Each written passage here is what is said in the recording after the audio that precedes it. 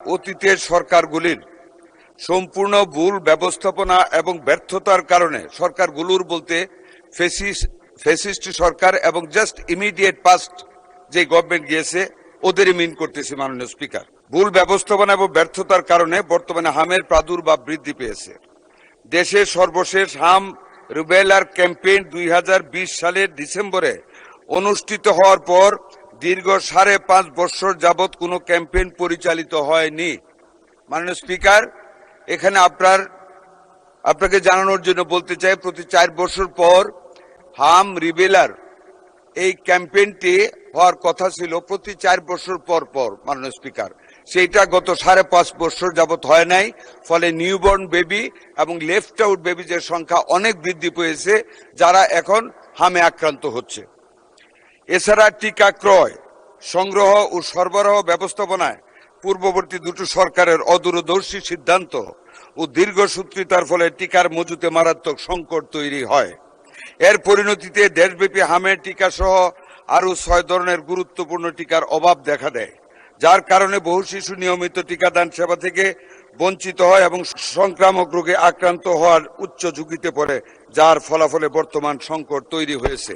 নানা প্রতিকূলতা সত্ত্বেও মাননীয় প্রধানমন্ত্রী জনাব তারেক রহমানের গতিশীল নেতৃত্ব, বিচক্ষণতা এবং পরামর্শে আমরা টিকাদান কর্মসূচি জরুরি ভিত্তিতে এগিয়ে আনতে সক্ষম হয়েছি।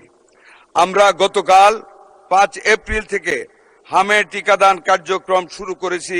প্রথম ধাপে সারা বাংলাদেশের 18টি জেলা এবং 30টি ঝুঁকিপূর্ণ উপজেলায় জরুরি হাম রিবেলা টিকাদান কর্মসূচি শুরু করেছি, যার মধ্যে 5টি স্পটে আমি সহ আমার প্রতিমন্ত্রী সহ আমাদের কর্মকর্তাগণ আমরা সশরীরে হাজির থেকে আমরা সেই কার্যক্রম শুরু করেছি।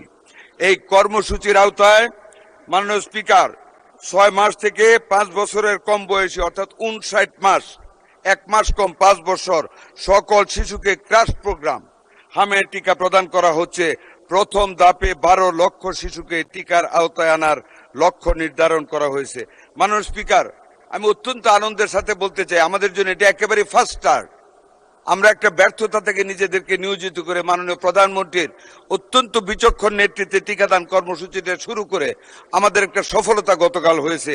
আমাদের লক্ষ্যমাত্রা ছিল গতকাল 30টি উপজেলায় 76,000 শিশুকে আমরা টিকা দিব। আলহামদুলিল্লাহ মাননীয় স্পিকার, আমরা 73,000 শিশু আমাদের এই আওতায় গতকাল টিকা গ্রহণ করেছে, যা 96% অর্জন আমাদের মন্ত্রণালয়ে।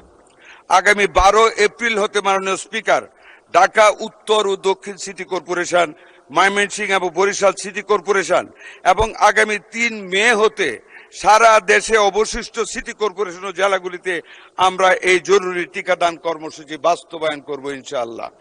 মাননীয় স্পিকার, টিকাদানের পাশাপাশি আমরা শুধু টিকাদান চালাচ্ছি না, এর পাশাপাশি হামে আক্রান্ত এবং ঝুঁকিতে থাকা শিশুদের ভিটামিন A ক্যাপসুল খাওয়ানো হচ্ছে গতকাল থেকে। মাননীয় স্পিকার, জরুরি ভিত্তিতে দেশের প্রতিটি জেলায় 6 মাস থেকে 1 বছর পর্যন্ত বয়সী শিশুদের জন্য ভিটামিন A ক্যাপসুল 1 লক্ষ ইউনিট অর্থাৎ 7,500 পিস এবং 1 বছর এবং 5 বছরের কম বয়সী শিশুদের জন্য 2 লক্ষ ইউনিট 15,000 পিস করে ভিটামিন A ক্যাপসুল জেলায় বিতরণ করা হচ্ছে, যা আক্রান্ত শিশুদের চিকিৎসায় এই সংকট মোকাবেলার জন্য অত্যন্ত কার্যকর ভূমিকা রাখবে।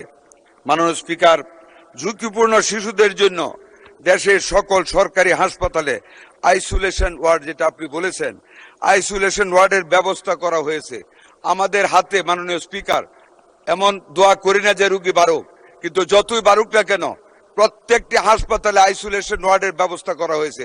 রাজশাহী হাসপাতালে আরো 250 আইসোলেশন বেড ব্যবস্থা করা হচ্ছে। আমাদের যদি কোনো রোগী আসে, দোয়া করেন যাতে না আসে, আমরা প্রস্তুত আছি। আইসিইউ ইউনিট প্রস্তুত আছে, আমাদের ভেন্টিলেটরও প্রস্তুত আছে।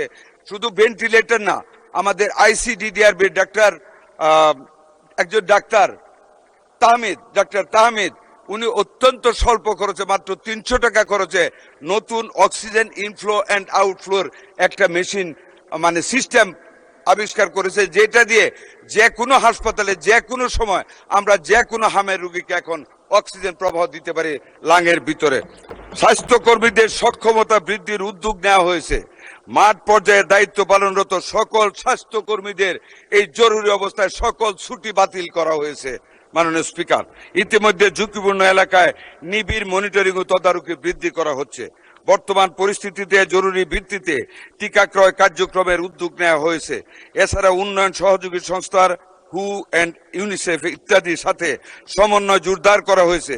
আমরা সকল অংশীজনের সঙ্গে সমন্বয়ের মাধ্যমে কাজ করে যাচ্ছি। আজকেও ওয়ার্ল্ড ব্যাংক আমাদের ডাকে সাড়া দিয়ে আমাদের সাথে সকালে মিটিং করেছে। তারা বিভিন্নভাবে এই হামকে মোকাবেলা করার জন্য, এই রিবেলাকে মোকাবেলা করার জন্য আমাদেরকে সহযোগিতার আশ্বাস দিয়েছে। আমরা মন্ত্রণালয় থেকে মাননীয় প্রতিমন্ত্রীকে হেড করে আমরা 5 সদস্য বিশিষ্ট একটা কমিটি ওনাদের সাথে কাজ করার জন্য সচিব আমরা করে দিয়েছি।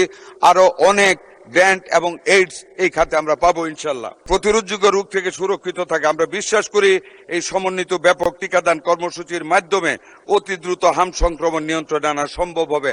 পরিশেষে আরো জানাচ্ছি, আমরা করোনাকালীন অব্যয়িত 604 কোটি টাকা দিয়ে আমরা ইউনিসেফ থেকে আরো হামের টিকা এবং অন্যান্য টিকা আমরা কালেকশন করতেছি। ভবিষ্যতে আমাদের কোনো সময় টিকার কোনো আমাদের শর্টেজ পড়বে না। আমরা অলওয়েজ আমাদের হাতে টিকাতে আমরা সমৃদ্ধশীল থাকবো।